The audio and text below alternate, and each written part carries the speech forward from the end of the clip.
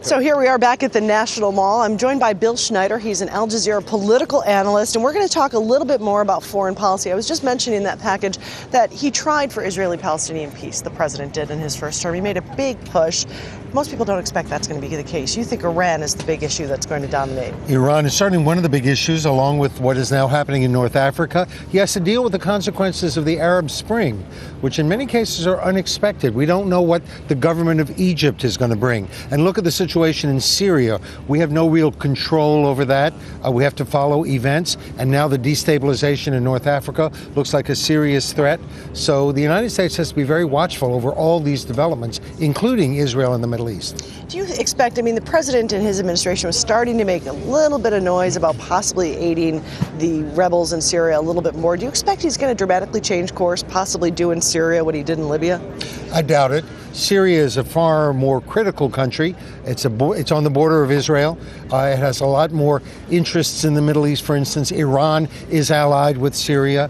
It involves a Sunni-Shia conflict that could destabilize the entire Middle East. It's a far more consequential conflict than Libya. And if we were to intervene directly in there, it could have great consequences for the United States. When it comes to Iran, Congress has definitely, I think, been setting the agenda, trying to push the president towards tougher sanctions.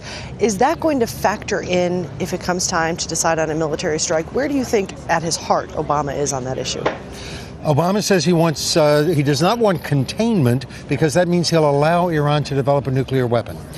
He wants to prevent that from happening. He believes that the sanctions are working and they should be stuck with. They'll continue to work. He doesn't want rash military action. He says military action should only be a last resort, a final resort. And I think he honestly believes that. He wants to give sanctions a chance. But does that timeline happen in these next 4 years? Does he come down to decision day? I think it will come down to a decision sometime in the next 4 years. Nobody can predict exactly what's going to happen. And of course, there's a third party involved, and that's Israel. What are they going to do? If Netanyahu is reelected this week, he may have his own agenda. And quickly, you don't expect any changes to the drone program in any of these countries? Well, he said at least not for a year, according to plans. The drone program in Pakistan will continue, but he looks, I think, in the long run, to end it. Thank you very much, Bill. And that is one of the interesting questions that's been talked about in Washington.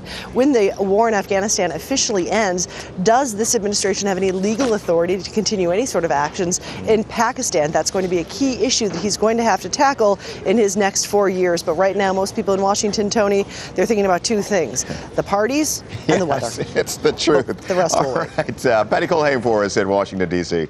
Patty, good to talk to you. Thank you.